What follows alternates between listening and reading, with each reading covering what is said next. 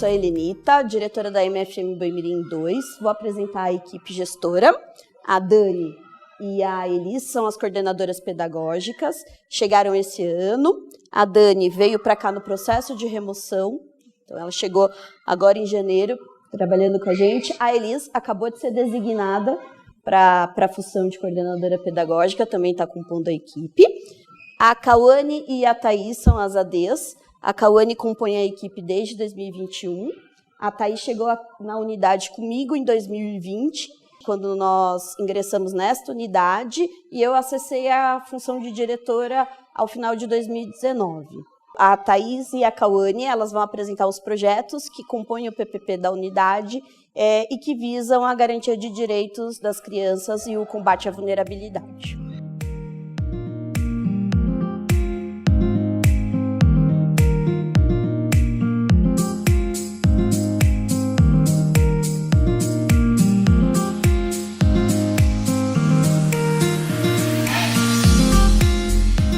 Falar um pouco sobre a reunião de equipe expandida ou de gestão expandida.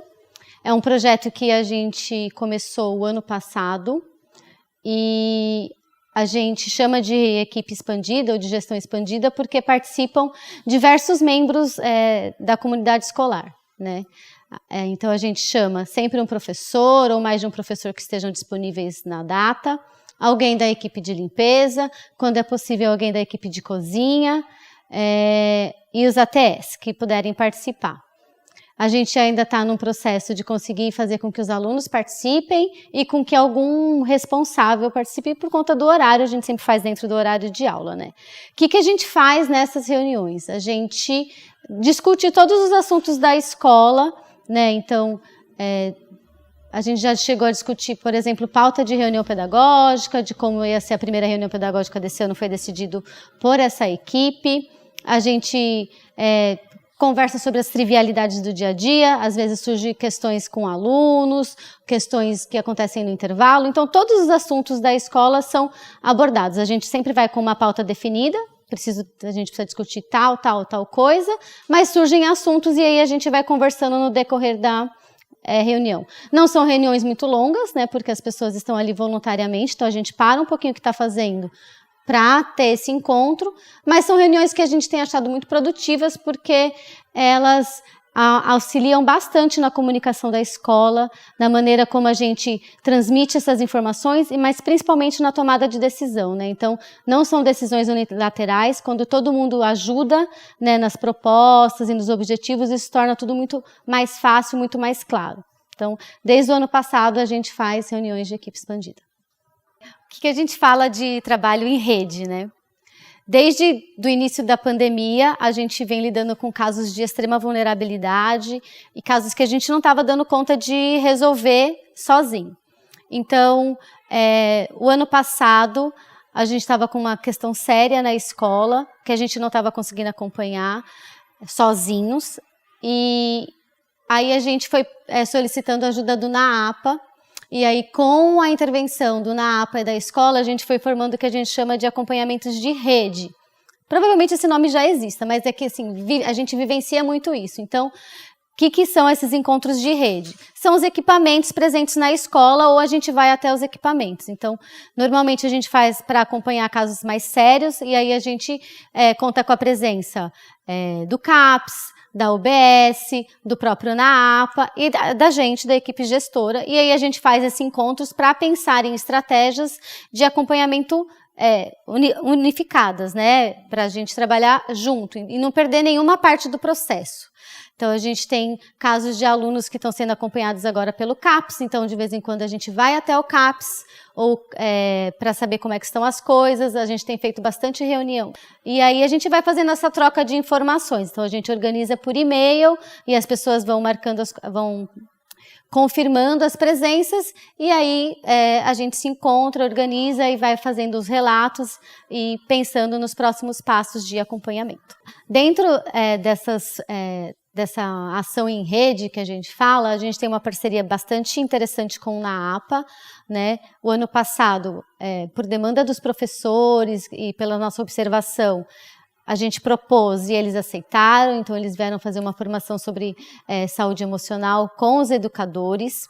E depois a gente também fez isso com os educandos, com as crianças, né, e com os adolescentes, para falar um pouco sobre as emoções. E aí, a partir desse viés, desse olhar um pouco mais especializado do NAAPA, a gente conseguiu fazer os nossos encaminhamentos, conversar com as famílias sobre algumas observações tiradas a partir desses encontros, né? Esse ano a gente já está organizando novas rodas de conversa sobre saúde emocional, principalmente. Então, a gente fala, vamos conversar sobre as emoções? E a equipe do NAAPA vem com as psicólogas e psicopedagogas, organizam essas rodas de conversa, conversam com os alunos e nos dão algumas devolutivas para que a gente possa atuar junto às famílias.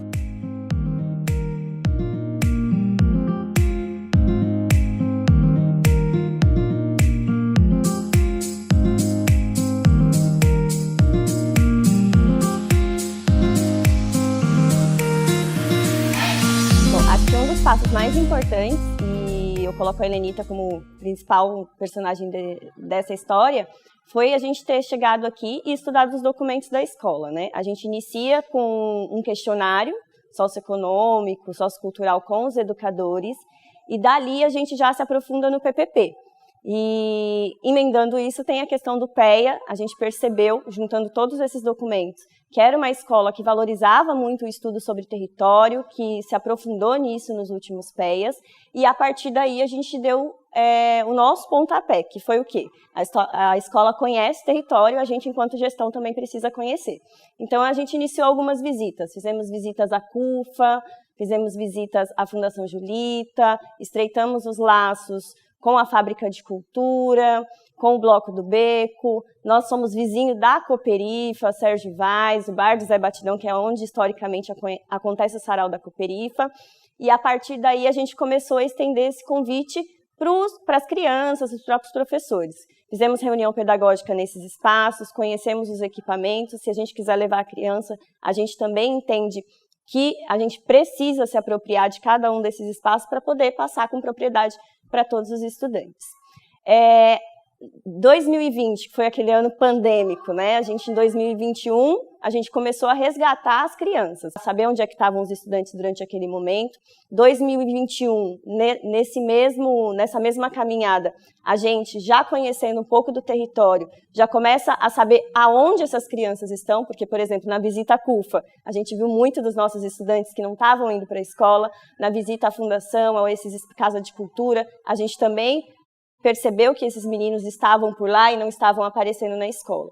E isso começa a refletir quando a gente traz para a reunião expandida, dizendo, olha, fomos nesses territórios e menino que não está vindo na escola está nesse espaço. O que a gente faz para diminuir essa distância? Então, a proposta é refletir isso nos nossos projetos. Então, os projetos que a gente tem do Mais Educação, a gente tem projetos que são voltados para música, para cultura, projeto de banda de fanfarra, para os meninos que gostam de música e que querem trabalhar com isso. Já com essa questão da música, a gente começou a ser cobrado ano passado pelos próprios estudantes do nosso carnaval, porque nós prometemos um carnaval para eles, que foi feito de maneira interna. A partir daí, eles começaram a gostar da ideia e quiseram que fosse na rua, né? Vamos lá, vamos jogar para a rua. Infelizmente, em 2021 não foi possível, porque a gente ainda tinha as restrições referentes à pandemia. 2022 a gente começou a recosturar essa história e em 2023 a gente já consegue fazer isso. A gente teve um carnaval onde a gente convidou o pessoal do Bloco do Beco, o pessoal do Baque Atitude, o pessoal até do Bloco Afro é de Santo para participar com a gente.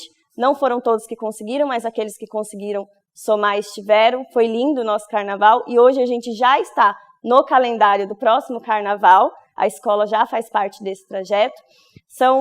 Mas tudo isso a partir da ideia daquilo que já existia. Existia um documento que estudava território, existia uma proposta do grupo de professores de estreitar esse laço, e a gente só foi aí seguindo o caminho que já tinha, uma história que já vinha sendo construída na escola. Em relação aos projetos, né, a gente percebeu, principalmente depois da pandemia, que as crianças elas precisavam reconstruir um pouquinho da própria socialização que elas perderam nesse tempo, né? Eles voltaram no pós-pandemia com uma falta, a gente costuma dizer assim, uma falta de traquejo social, falta de socialização mesmo. Conviveram muito pouco na rua, nos espaços externos, e a gente sentiu essa dificuldade no início, né? Voltaram muito arredios, voltaram com comportamentos que antes eles não tinham durante esse processo, e a gente sentiu que precisava resgatar essa socialização deles.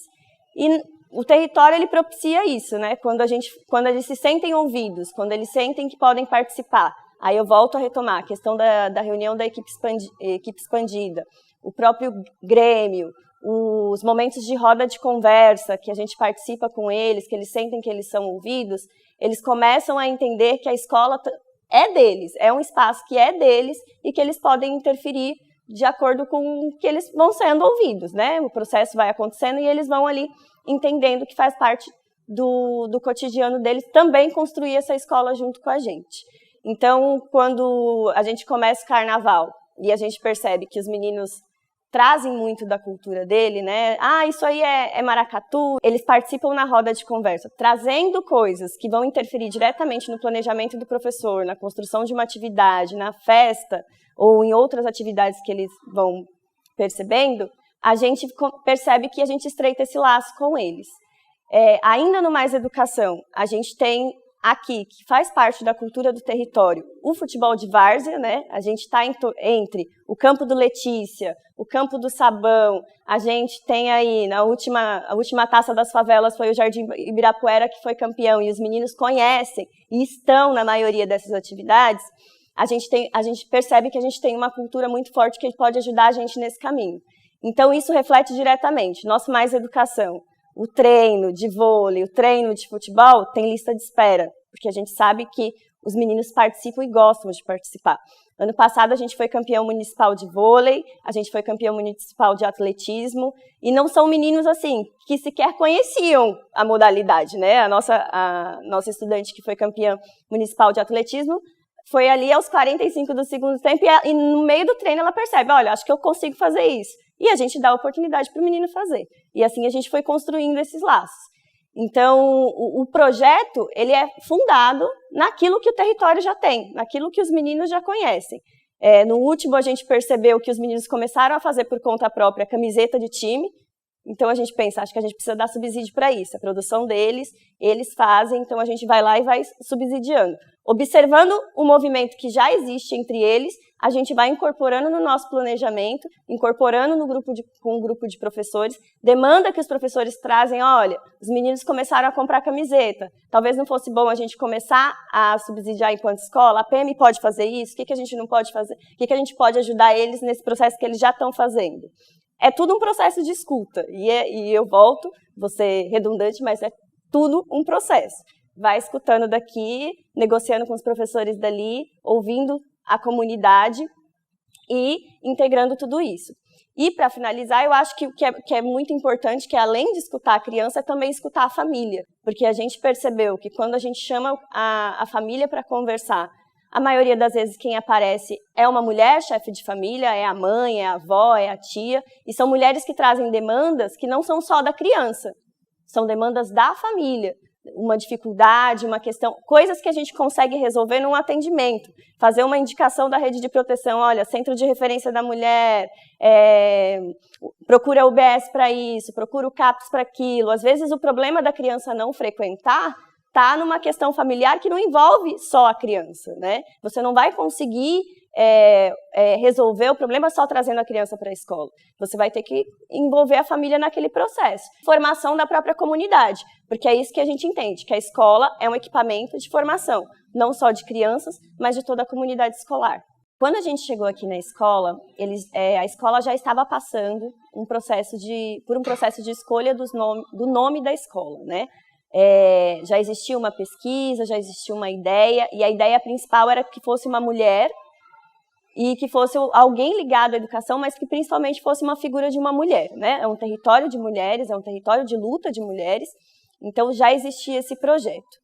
Só que como tudo estava muito no macro, e a gente precisava resgatar muita coisa, principalmente retomar aquela frequência das crianças, que ficou baixo durante a pandemia, a gente começou esse processo pelas salas. E o que são essas salas? já existiu aqui salas ambientes, né? Então, as salas, elas tinham essa proposta de cada matéria ter a sua sala, o professor se organizar quanto a isso. Só que no meio desse processo, os professores ainda sentiam que tinha alguma questão ainda que não tinha sido trabalhada para que os meninos se apropriassem dessa ideia. Então, a gente jogou essa proposta para as crianças, no Grêmio e em outras atividades coletivas, e eles começaram pela escolha das cores das salas.